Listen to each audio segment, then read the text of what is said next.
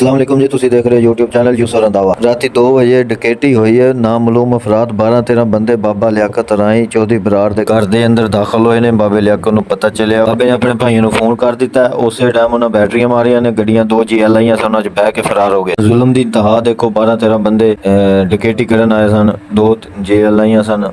रांगपुर थाने दे अगे अपील है कि जल्दी से जल्दी कार्रवाई की जाए, बाबे लियाकत राई नूं इंसाफ दिता जाए। बड़ी मेहरबानी है, नवाजिश। तो तुसी अगला बयान बाबे लियाकत मुंह ज़बानी खुद सुन लो। मेरा नाम हाजी लियाकत अली, पंचक दा रहायशी। मेरे घर रात अपने बच्चों नाल मैं सुता पिया सी। रात के 2:08 पे 10 बंदे 2 गड्डियों ते आए। आके एक बंदे ने फरलांग के बाहरला दरवाजा खोलिया। 5 बंदे बुआए असला मेरे घर के अंदर दाखिल हुए। उन्होंने घर दे विच आके मेरे नाल दरवाजा खड़काया। मैं वो दरवाजे के सराफा में देखा कि 5 बंदे खड़े हैं, बुआए असला। वो 2 गड्डियां आई खड़ी, एक सलेटी रंग की है GL आई, एक काले रंग की GL आई। दोनों गड्डियां इतने बूहे के अगे आके लाई उन्होंने।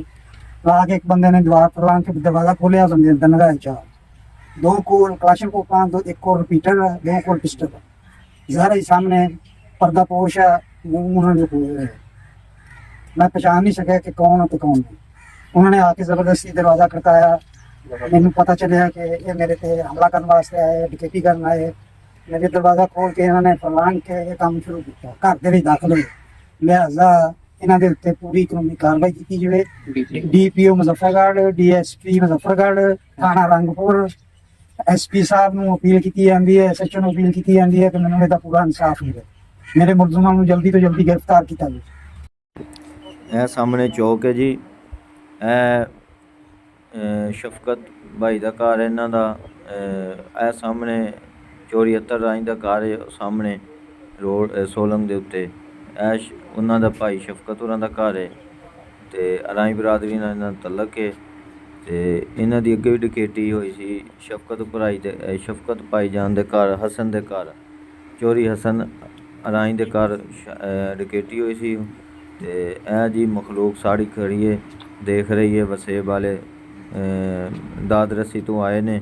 ਇਹਨਾਂ ਦੀ ਇਹ ਗੱਡੀਆਂ ਨੇ ਜੀ ਇੱਥੇ ਮੁੜੀਆਂ ਨੇ ਵਾਪਸ। ਇੱਥੋਂ ਗੱਡੀਆਂ ਜਦੋਂ ਉਹਨਾਂ ਨੇ ਬਾਬੇ ਨੇ ਫ਼ੋਨ ਕੀਤਾ ਨਾ, ਉਸ ਤੋਂ ਬਾਅਦ ਬੈਟਰੀਆਂ ਮਾਰੀਆਂ ਨੇ ਡਾਕਟਰ ਅਲੀ ਅਮਨ ਨੇ ਤੇ ਦੂਸਰੇ ਇਹਨਾਂ ਦੇ ਰਿਸ਼ਤੇਦਾਰਾਂ ਨੇ। ਇਹ ਦੀਵਾਰ ਇੱਥੋਂ ਫਲਾਂਗ ਕੇ ਅੰਦਰ ਦਾਖਲ ਹੋਏ ਨੇ ਜੀ, ਇਸ ਦੀਵਾਰ ਤੋਂ। ਤੇ ਇਹਨਾਂ ਦੇ ਮੁਤਾਬਕ ਦੱਸਣ ਦੇ ਮੁਤਾਬਕ ਇਹ ਖੁਰੇ ਵੀ ਨੇ ਜੀ ਬਾਹਰ ਨਿਕਲਣ ਦੇ, ਕੁੰਡਾ ਖੋਲ੍ਹ ਕੇ, ਦਰਵਾਜ਼ਾ ਖੋਲ੍ਹ ਕੇ। ਤੇ ਜਦੋਂ ਗਏ ਸਨ ਅੰਦਰ, ਇੱਥੋਂ ਇਹ ਦਾਖਲ ਹੋਏ ਨੇ। ਉਸ ਤੋਂ ਬਾਅਦ ਉਹ ਸਾਹਮਣੇ ਘਰ ਦਿਖਾ ਰਹੇ, ਇੱਥੋਂ ਗੱਡੀਆਂ ਮੁੜ ਕੇ ਆਈਆਂ ਸੀ, 2 GL ਆਈਆਂ। ਇਹ ਚੌਧਰੀ ਬਰਾਰ ਦੇ ਘਰ ਦੇ, ਚੌਧਰੀ ਬਰਾਰ ਦੇ ਭਾਈ ਦੀ ਇਫਤਖਾਰ ਦੀ ਕੋਠੀ ਹੈ ਜੀ। ਇਹ ਬਾਬਾ ਲਿਆਕਤ ਰਾਈ ਆ, ਬਾਬਾ ਇਸਾਕ ਹੈ ਜੀ ਚਾਰ ਚੱਕ ਦਾ। ਇਹ ਚੌਧਰੀ ਰੰਧਾਵਾ ਬੈਠਾ ਜੀ। ਇਹ ਸਾਰੇ ਇਹਨਾਂ ਦੀ ਦਾਦ ਰਸੀ ਤੋਂ ਆਏ ਨੇ। ਨਦੀਮ ਸਾਹਿਬ ਵੀ ਨੇ, ਹਸਨ ਸਾਹਿਬ ਵੀ ਨੇ। ਇਹ ਦੇਖ ਲਓ ਜੀ ਸਾਰਾ ਤੁਹਾਨੂੰ ਮਾਹੌਲ